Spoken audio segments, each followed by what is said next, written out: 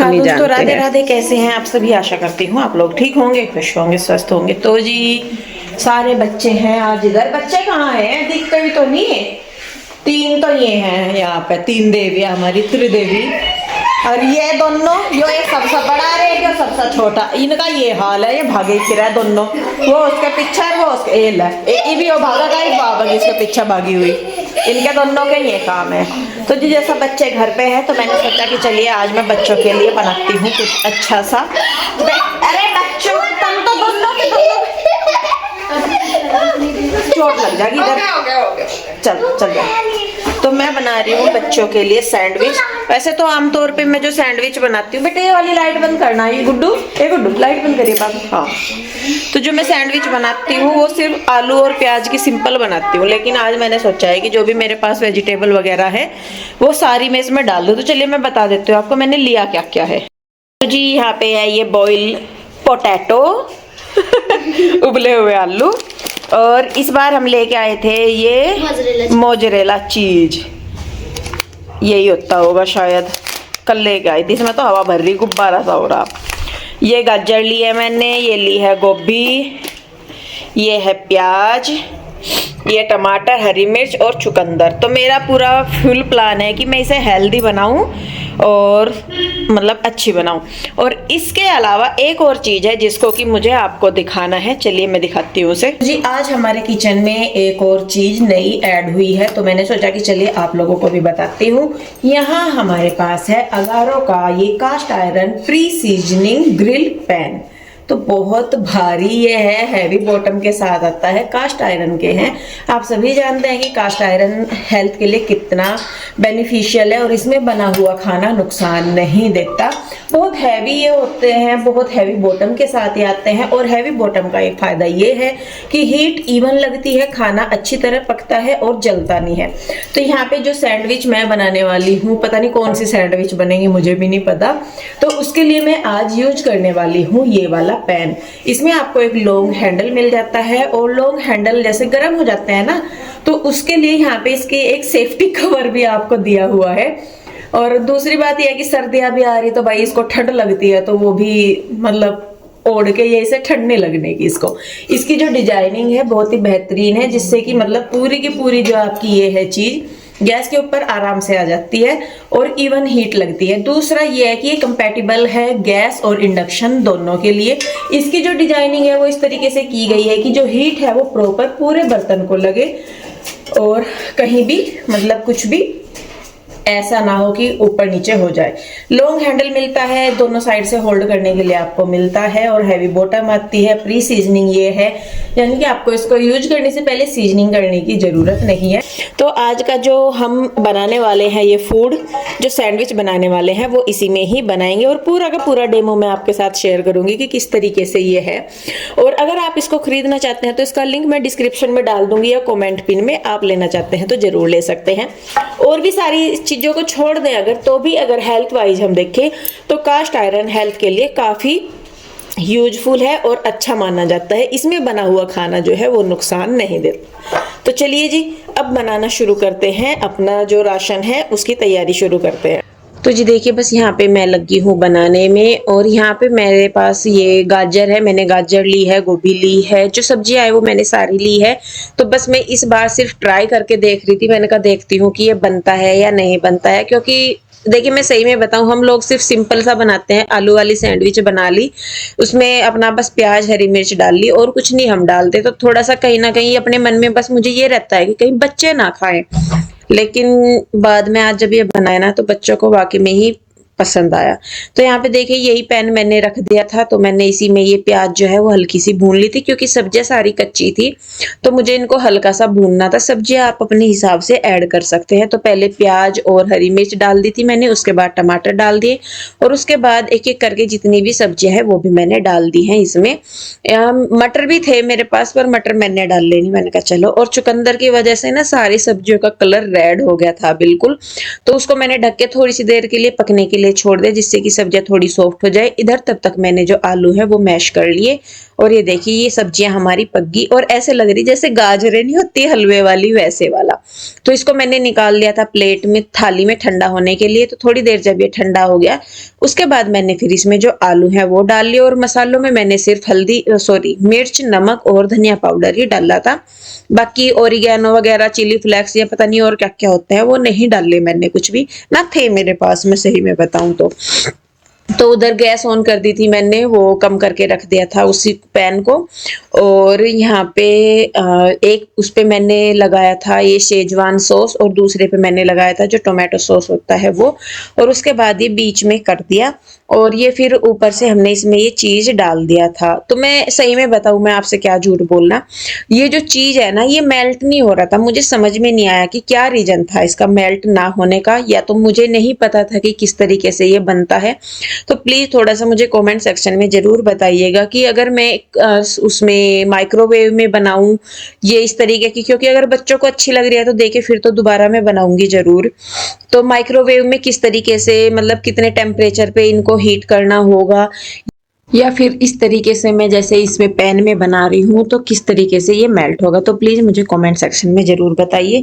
और मैं सही में बताऊँ, मुझे अगर कोई काम नहीं हो रहा है मेरे से, या मेरे से गलती हो रही है या कुछ भी, तो मुझे उसमें कोई झिझक नहीं होती बताने में, ना मुझे शर्म ये होती कि हाँ भाई कोई ये कहेगा लेकिन इस पे ये नहीं आता करना, वो नहीं आता। मैं सही में बताऊँ, वो नहीं आता तो नहीं आता, क्योंकि हर कोई परफेक्ट नहीं होता, सब में कुछ ना कुछ ऐसा जरूर होता है कि जो सब नहीं कर सकते। जो मैं कर सकती हूँ वो शायद दूसरा नहीं कर सकता, और जो दूसरा कर सकता है वो शायद मैं नहीं कर सकती। तो मुझे इसमें नहीं शर्म लगती, नहीं हो रहा तो नहीं हो रहा, कोई बात नहीं। पर ये जरूर मैं कहूंगी कि प्लीज मुझे कमेंट करके जरूर बताइएगा कि मैं क्या करूं जिससे कि मैं आगे अगर कभी बनाऊं, क्योंकि अभी माइक्रोवेव भी है तो उसमें भी मैं सोच रही थी, मैंने कहा चलो यूज करा करूंगी बच्चों के लिए भी, और भी चीजें हैं। तो प्लीज मुझे जरूर बताइएगा, क्योंकि अभी न्यू न्यू सा है तो मुझे इतना चलाना उसे नहीं आता। और जो इसकी गाइड बुक थी वो भी पता नहीं कहाँ गुम होगी, उसमें नहीं तो थोड़ा बहुत पता लग जाता, उसका भी पता नहीं है मुझे।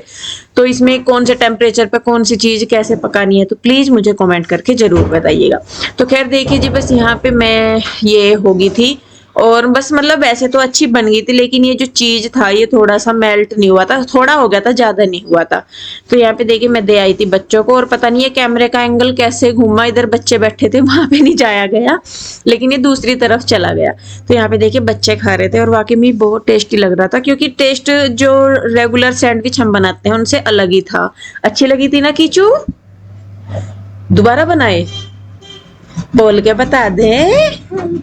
अच्छी लगी थी ना सैंडविच वो वाली? और फिर जो स्टफिंग बची थी ना इसमें से, उसके मैंने पीहू के डैडी के लिए पराठे बना दिए थे। तो खैर देखिए जी, यहाँ पे बच्चों ने खाया और इन्हें बहुत पसंद आया, तो बच्चों की डिमांड पे मैंने कुछ थोड़ा सा अलग ट्राई किया। और बस इसके बाद फिर बच्चों का हो गया था उधर जाने का, कि पीहू रूही भी इनके साथ, फिर ये तीनों चारों बहनें उधर चले गए थे दूसरे वाले घर। तो इसी तरीके से अपना और बच्चों का टाइम कट जाता है, कि एक टाइम यहाँ पे तो एक टाइम वहां पे, और बस ऐसे ही अपना जीवन जो है वो चलता रहता है हमारा। तो जी बच्चों ने खा ली है सैंडविच। कैसी लगी बेटे? जैसा आज मैंने फर्स्ट टाइम कुछ एक्सपेरिमेंट सा करा था। तू तो खाने का भी नहीं, तू लगा रही है कचरा सा ही हुई इसमें। तो जी ये जाने लग रहे उधर, तुम भी जाओगी क्या? हाँ, वो जब आई डोंट नो करे ना तो समझ जा कि जब वो हाँ ना करे, चले जाओ थोड़ी देर, कोई बात नहीं।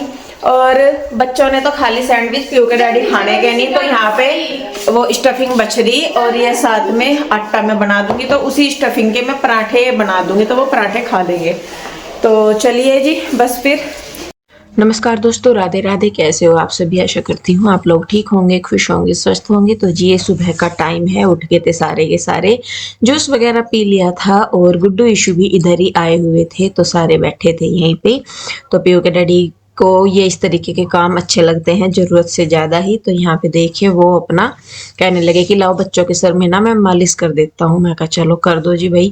तो बच्चों को भी अच्छा लगता है, असल में ये अपने चाचू के साथ ना मतलब खूब मजाक मस्ती करती है, ऐसा नहीं है। और बच्चों ने, पीहू रूही ने भी सिर्फ गुड्डू इशू की वजह से आज के दिन छुट्टी कर ली थी, क्योंकि वही है ना कि बच्चों के साथ खेलने का, और इनकी संडे को भी छुट्टी नहीं हुई थी, तो इस वजह से नहीं लग रहा था कि ले हमारा तो जो साथ का टाइम था वो तो निकाल दिया। ईशु गुड्डू की छुट्टी थी, पीहू रूही और कृष्णा की छुट्टी नहीं थी, तो इन्होंने भी फिर कि भाई चलो हो गया तो हो गया। तो यहाँ पे देखिए पीयू के डैडी लगे हुए हैं और बच्चों के साथ ना भले ही थोड़ा सा भी टाइम मिलता है या जैसे भी, पर अच्छा लगता है। हालांकि मेरा इतना नहीं हो पाता कि भाई मैं ज्यादातर मतलब लग पाऊं बच्चों के पास या कर पाऊं, क्योंकि पीयू रूही का जो रूटीन है वो बिल्कुल बैलेंस है। अब ये सुबह ही 9 पौने 9 बजे चली जाती हैं, 3:45 या 4 ही बज जाते हैं स्कूल से आते हुए इन्हें। आके ये अपना खाना खुना खाती हैं, 4 बजे ट्यूशन चली जाती हैं, नहीं 4:30 बजे ट्यूशन चली जाती हैं और 6:30 बजे आती हैं। उसके बाद बस फिर ये अपना जो इनको कुछ खाना पीना होता है थोड़ा बहुत, तो ये वो खा पी लेती हैं। फिर ये 7 बजे के लगभग से अपना होमवर्क वगैरह करना शुरू करती हैं स्कूल का, लर्निंग वगैरह जो है या जो बचे हुए काम है वो करती हैं। और फिर उसके बाद खाना पीना खाया। तो कोशिश हमारी अब ये है, पिछले कुछ दिनों से हमने पूरी कोशिश कर रखी है कि 9 बजे के लगभग तक बच्चे बेड पे चले जाएं, यानी कि सो जाएं। क्योंकि बच्चे को क्या हो रखा है कि फोन के ऊपर बच्चे सारे ही बहुत डिपेंड हो रहे। जितनी देर जगा के रखो फोन के लिए तो इनका ऐसा है कि चाहे पूरी रात जगा के रखो कोई दिक्कत नहीं है। तो अब इनका जो रूटीन है वो थोड़ा सा टाइट किया हुआ है कि नहीं, मतलब खेलना है खेल लो, 1 घंटा एक्स्ट्रा खेलना है खेल लो, लेकिन फोन नहीं मिलेगा। तो इनका मतलब आधा घंटा ट्यूशन से आने के बाद आधे घंटे के लगभग हम इन्हें मतलब फोन दे देते हैं थोड़ी देर देखने के लिए, उसमें ये खेल ले या फोन देख ले, फिर अपनी पढ़ाई वगैरह करो। तो देखिए यहाँ पे हमें छत पे काम लगाना था, मैं बता भी रही थी, मैंने कहा बरसात सी का मौसम हो रखा है तो छत पे थोड़ा सा काम लगाना था। तो उसी के लिए यहाँ पे ट्रैक्टर पे पीयू के डैडी ने कुछ सामान मंगवा रखा था, रेत और बजरी थी। तो वो यहाँ पे आ रही थी और ये सारी की सारी हमें चढ़वानी थी छत पे।